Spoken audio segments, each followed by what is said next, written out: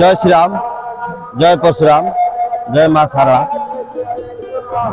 परशुराम एवं कल्कीराम भगवान यांक भितर कौन संपर्क ता विषय दीपद मीडिया मान अनुरोध कहवा। परशुराम चिरंजीवी सी जुगे जुगे अच्छा कि आम तृतीय जुगे जानिले क्या तृतीय जुगे भूमिका टी अधिका रहा। आपर तृतीय द्वापर से भगवान निजे कृष्ण को भी चक्र प्रदान कर तार भी प्रमाण आम महाभारत पाचे। आउ भी उपदेश नहीं कल्कीराम एवं गुरु कर भी मालिका पंचशिला मैंने प्रमाणित कर। परशुराम हेले महेंद्रगिरी विद्यमान क्या सी शिव वर पाई एवं शिव आदेश से दिवस जुआड़े जाती राति दिवस पृथ्वी रही पारती महेंद्रगिरी की आसती। तेणु सी जुगे जुगे भगवान संश्लिष्ट राम और परशुराम एक अभिन्न अंग। तेणु परशुराम राम भितर संपर्क जो परशुराम लोक से जानिले। तेणु सी जो सारला और परशुराम विषय पद कहवा। परशुराम जो त्रिभुवन बुली बुली निक्षेत्री करते 21 बार क्या क्षत्रिय मानकर गर्भध्वंस करने उद्देश्य किसी मंद ना। क्षत्रिय मान जो क्या आम मालिकार गोटे पता लिखिले क्षत्रिय निपत्ति बड़ गर्विता से कौन दया धर्म न थाए से भक्ति भाव जानते। तेणु से समय क्षत्रिय मान प्रादुर्भाव होता परशुराम 21 निक्षेत्री कर बुलिकी आसी सी सारला क्षेत्र में आसिक पहुंचते। से सारला क्षेत्र सेमती नाला से सारला पाखे गोटे पुष्करिणी था दैवीर तो सूचना से शेष है से सारला पोखर पानी पीवाई गले धनु थोई जो पानी पीवा गले देखिए तुठरे अद्भुत लीला सब पड़ी सागुणा खाऊनी बाघ छेड़ी गोटे तुठे पानी पीछे। तेणु जो ध्यान है सी आचंबित कौन घटना जानिले तापर शून्य बाणी है सारला से भूमिष्ठ होते। सारला विभिन्न लीला मर्त को आसवार इच्छा है तेणु से पाताल से होते। तेणु सर से बाहर करते सर तो ये सारला। तेणु सारला से दिन ठारू माने परशुराम कंठरे विजय कले परशुराम उग्र भाव से दिन ठारू कमिगला। तापर तो बहुत कथा आम पुराण मान शुणुचे ता विषय अध्याय कौन कहवा। यह परशुराम कल्की ये जुगे जुगे सदा बेले परशुराम पाख न गले कला आसेना। सांदीपनी गुरु सी सांदीपनी गुरु आ गए नुआ कथा कहवा। सांदीपनी गुरुकर तृतीय जुगे जन्म था अष्टवक्र ऋषि। तेणु सांदीपनी अष्टवक्र ऋषि सी एवं भी से अष्टवक्र रूप अच्छा बालिकार किसी मात्रा वर्णना अच्छे। तेणु सांदीपनी ठार से अन्य गुरु अन्य दीक्षा शिक्षा लाभ कर शस्त्र शिक्षा परशुराम ठार से बेसी मात्रा शिखा। परशुराम कलिक भितर ये भगवान कहवा निजको यहाँ सब जुगे अच्छी तृतीय जुगे भी भगवान कहते सत्य जुगे भी कहते। तेणु यहाँ नुआ कथा किसी नुह से कहे क्या अति दीपटा तो अति जलिले सीना से नाश जीव। तेणु आप देखिए अतीत किसी भगवान हो परिणाम से पाई। तेणु से किसी आम व्यस्त हवा दरकार कि आम गोटे कथा कहवा भगवान केवे निजको कहते भगवान भगवान केवे कहना क्या आम चैतन्य महाप्रभु लिखिं तुलसीदास लिखिं भगवान केवे निजको भगवान केवे कहते ना क्या कृष्ण केवे भगवान कहना राम केवे भगवान कहना।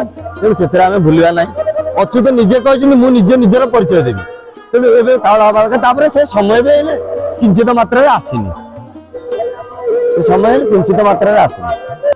पृथ्वी ध्वंस हेनी पृथ्वी ध्वंस लीला क्या नहीं करी कि बड़ बड़ सहर अन्य अन्य धर्मर धर्मावलंबी माने मुख्य माने से माने प्रमाण देते भारत पृथ्वी बहुत बड़ बड़ सहर समुद्र भितर डूबी से गुड़ा अच्छी आगू बेसी दिन ना किंतु एबे तो समझ लगे बेसी दिन भाई खाना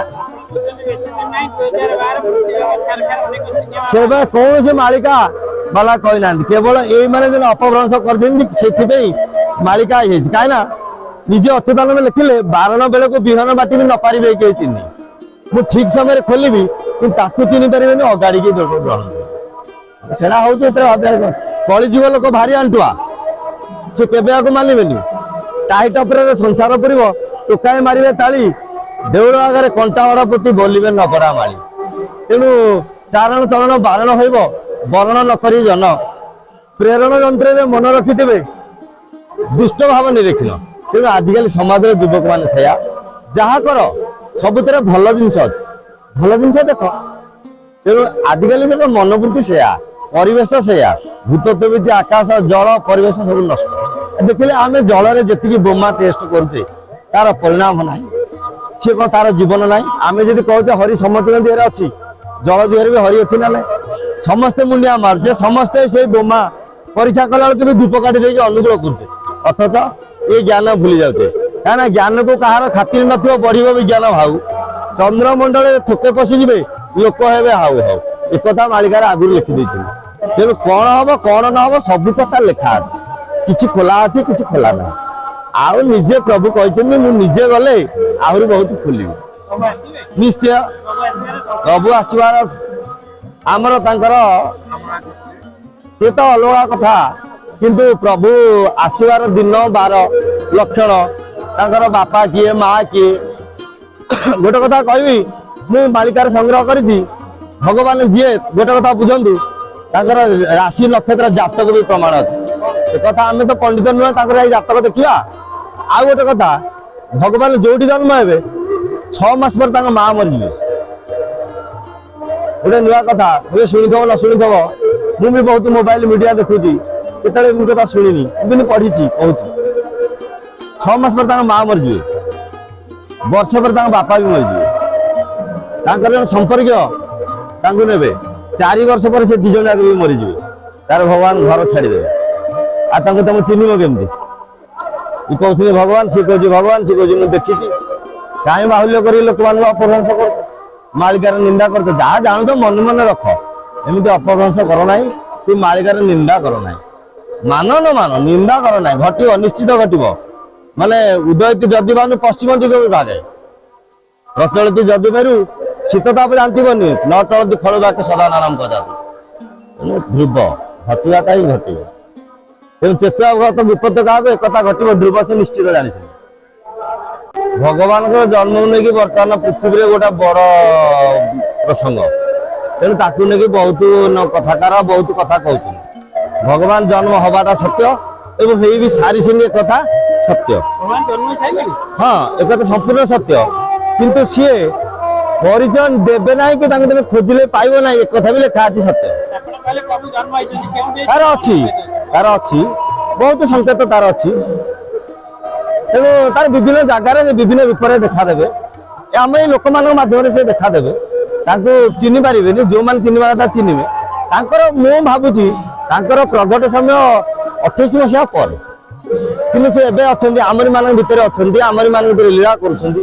ବର୍ତ୍ତମାନ ରାଜନୈତିକ ସମ୍ପ୍ରତି ଭିତରେ ତାଙ୍କର ବି ବ୍ୟବସ୍ଥା ଅଛି। ଗୁପ୍ତରେ ହଉ, କାରଣ ଆମର ଗୋଟେ ପଦ ଲେଖା ଅଛି ବଳଦେବ ରାଜା ହେବେ କାନୁନ ପରିଚାର, ତେଣୁ କାନୁନ ପରିଚାର ହିସାବରେ ଅଛନ୍ତି। ବଳଦେବ ରାଜା ହେଇଛନ୍ତି ନ ହେଇଛନ୍ତି, ଯେଉଁମାନେ ଅନୁଭବୀ ଭକ୍ତ ସେମାନେ କହିବେ, ସବୁ ଜିନିଷ ଏତେ ଭାବରେ କହିହବ ନାହିଁ। ତେଣୁ ଭଗବାନ ଜନ୍ମ କଥା କହିବା, ଭଗବାନ ଯୋଉ ଆମର ଲେଖା ହେଇଛି ଯାଜନଗ୍ର, ଯାଜନଗର ବହୁତ କଥା କରେ, ଯାଜପୁର କହିଦଉଛନ୍ତି, ଯାଜପୁର ନୁହେଁ, ଯାଜପୁରର ଯାଜନଗ୍ର। ତେଣୁ ଆହୁରି ମାଳିକାଲେ କିନ୍ତୁ ପଞ୍ଚକୋଶୀ ସବୁ ପଦ ଅଛି, କିନ୍ତୁ କଥା ଆକାରରେ କହିଦେଲି ପଞ୍ଚକୋଶୀ। ପଞ୍ଚକୋଶୀ କହିଲେ ଓଳାଶୁଣୀ ଠାରୁ ନେମଳ ସାଇଲ ଛତିଆ, ଇଏ ତ ହେଲା ପଞ୍ଚକୋଶୀର ବର୍ଣ୍ଣନା, ସେ ମହାପୁରୁଷ କଲେ। ଆଚ୍ଛା ଯାଜପୁର କେମିତି ହେଲା? ସେ ଯାଜନଗରରେ ଯାଉଛି। ଯାଜନଗରର ବର୍ଣ୍ଣନା କଲେ ବହୁତ ତତ୍ଵ ଅଛି। ଯାଜନଗର ଲେଖିଛନ୍ତି, ଯାଜପୁର କୋଉଠି ଲେଖିନାହାନ୍ତି। ବିଷ୍ଣୁ ଦଶା ବ୍ରାହ୍ମଣ ଲେଖିଛନ୍ତି, କାହିଁ ବିଷ୍ଣୁ ଦାସ ତ ଲେଖିନାହାନ୍ତି, ଯଶା ଲେଖିଲେ। ବିଷ୍ଣୁ ଯଶ ଗାନ କରୁଥିବା ବ୍ରାହ୍ମଣ, ବ୍ରାହ୍ମଣ କହିଲେ କଣ ଖାଲି ପଇତା ପକେଇଲେ ବ୍ରାହ୍ମଣ? ବ୍ରହ୍ମକୁ ଚିହ୍ନିମା ଜାଣିମା, ସମସ୍ତଙ୍କ ମଧ୍ୟରେ ବ୍ରହ୍ମକୁ ଜାଣିମା। ତେଣୁ ସେଇଟା କାହିଁ ଆମେ ଭାବିବାନି? ବ୍ରାହ୍ମଣ ରୂପ, ବ୍ରାହ୍ମଣ ସ୍ୱରୂପ, ବ୍ରାହ୍ମଣ ପରି ସେବା କରୁଥିବା ଏବଂ ବିଷ୍ଣୁ ଗାନ କରୁଥିବା, ବ୍ରାହ୍ମଣ ଭଳି ସ୍ୱଚ୍ଛ ସରଳ ଥିବା, ସେ କଥା କାହିଁ ନ ହବ? ଏବେର ବ୍ରାହ୍ମଣଙ୍କୁ ନେଇକି ଆମେ ତୁଳନା କରିଦେବା, ସେ ଅଲଗା କଥା। କାହିଁକିନା ବ୍ରାହ୍ମଣ ମାନଙ୍କ ପାଇଁ ତ ଏବେ ସେମାନେ ଭତ୍ତା ପାଇଁ ବି ଆଗେଇ ଗଲେଣି। ତାଙ୍କ ପାଇଁ କଥା ତ କହିଲେ ମାଡ଼ ଖାଇବୁ, ଆଉ କିଛି ହବନି, ଛାଡ଼, ସେଥିରେ କିଛି କଥା ନାହିଁ। କିନ୍ତୁ ପଞ୍ଚକୋଶୀ କହିଲେ ଭଗବାନ ଜନ୍ମ ହେଇଛନ୍ତି, କିନ୍ତୁ ତାଙ୍କର ତ ଆଉ ଗୋଟେ ଏପିସୋଡରେ ମୁଁ କହିଥିଲି ତାଙ୍କର ମା ବାପା ମାଙ୍କ ବିଷୟରେ। ଆଉ କେତେବେଳେ ତାକୁ ଗୀତ ମାଧ୍ୟମରେ ମାଳିକା କୋଉଥିରେ ଅଛି, ଆଉ କେବେ ତାରିଖ ଦିନ ଏସବୁ ବିଷୟରେ ଅଛି। ବାବା କେତେବେଳେ ଆଉ ସମୟ ଆସିଲେ